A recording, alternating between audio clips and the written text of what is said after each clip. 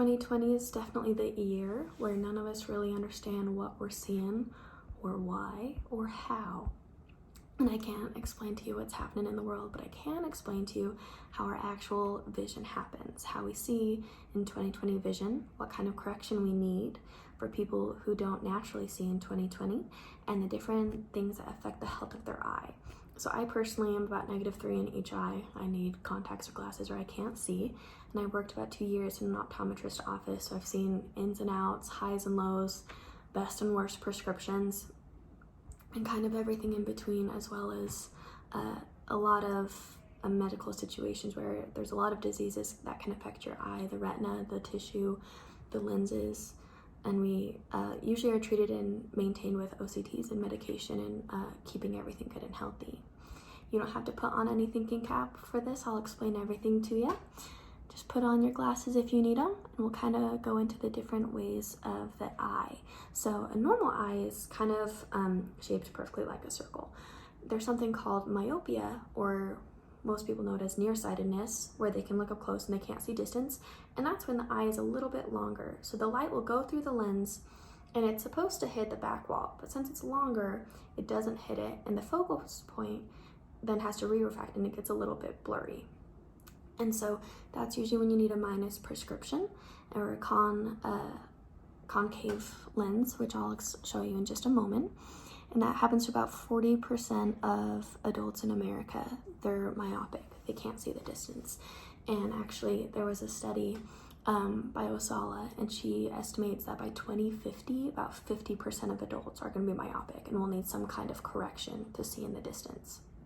The other really big thing that people suffer from when it comes to vision is something called hypermyopia, and that's when the eye is all short. So the light comes in and it hits behind the eye, so it gives them that blurry vision again. So it's the same result of blurry vision, but just for 2 different reasons, and that happens when they're looking up close, and so they can't read up close, but their distance is usually fine. And that happens, the same thing right there. And how doctors correct for it is through different types of lenses. So the convex lens is like a magnifying glass, so that helps people read up close. And there's this one, which is the concave lens, and that helps people see far away because it helps refract the light. So even though ours naturally doesn't refract in the right spot, it's kind of re-refracts it, so it'll meet in the right spot. And then there's something called astigmatism, which is when it's kind of, the eye is shaped, it's not completely spherical, it's kind of like a football. That's what Dr. Howard usually likes to explain it as.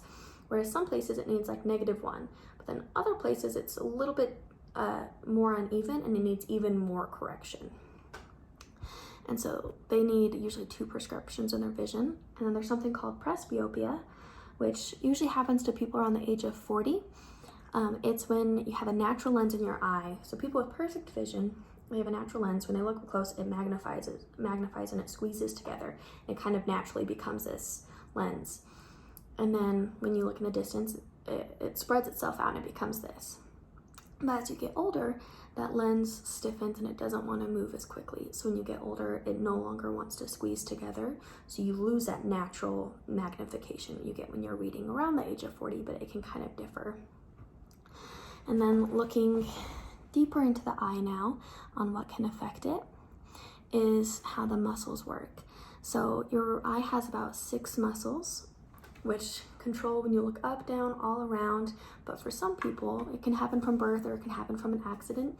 Their eye doesn't want to move. And so you get something called strabismus, when you have one eye looking straight and one eye looking the complete opposite way. And some of us can do it like that, but this is permanent for them. And sometimes it can be corrected through surgery or through different therapy. And then another thing that can happen to people's eyes is can sometimes be corrected by the use of a patch. So when you have a dominant eye that's gotten too dominant. So we all naturally have a dominant eye. But when you're a kid and you have a dominant eye and you have one that's a little bit weaker, and they start growing and one starts not growing at the same rate and it gets kind of slowed behind. So this eye, your brain only focuses on this eye and it no longer continues to help with this one, and it just kind of falls under. Usually as a kid, it can be corrected by a patch, by putting a patch on your dominant eye. So this one then has to be trained and has to be used and puts more effort into it. And then there's a ocular disease called cataracts that is inevitable. Everyone will get it if you lived long enough, and it happens through sun damage and usually through old age. This is a normal eye, and then this is one with cataracts. It has cloudiness in it, and it's usually explained by the Mayo Clinic as looking through like a dusty window or looking through something that's foggy. You can still kind of see it, but it's just not clear. And then another really prominent eye disease is glaucoma. So it's when there's a high pressure buildup in the eye, and you can't send that image that you're seeing. It's damaged the nerve. The pressure has damaged the nerve, so it can't send the image up to the brain, and so it usually really affects your vision, and you can get different spottiness or just incomplete images. And glaucoma is actually can't be cured. It can be treated so it won't get any worse, or it can slow the process of it worsening, but it can't be cured. So the Mayo Clinic has come out and said one of the best ways to reduce it is by shielding your eyes, even on cloudy days. Don't let UV get up to it, and be careful when you exercise. Don't do anything that's going to have too much pressure in your eye, and make sure you're taking care of it. We've all kind of felt the pressure in the eye. And the way that we check it at an optometrist office is through a puff of air, everyone's least favorite part.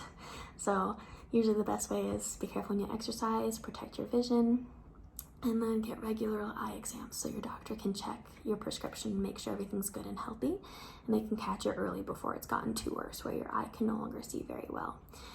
Now, your vision can be affected by so many things, but some we can control and some we can't. But when we take care of our eyes, it helps us see the better things in life. Thank you very much.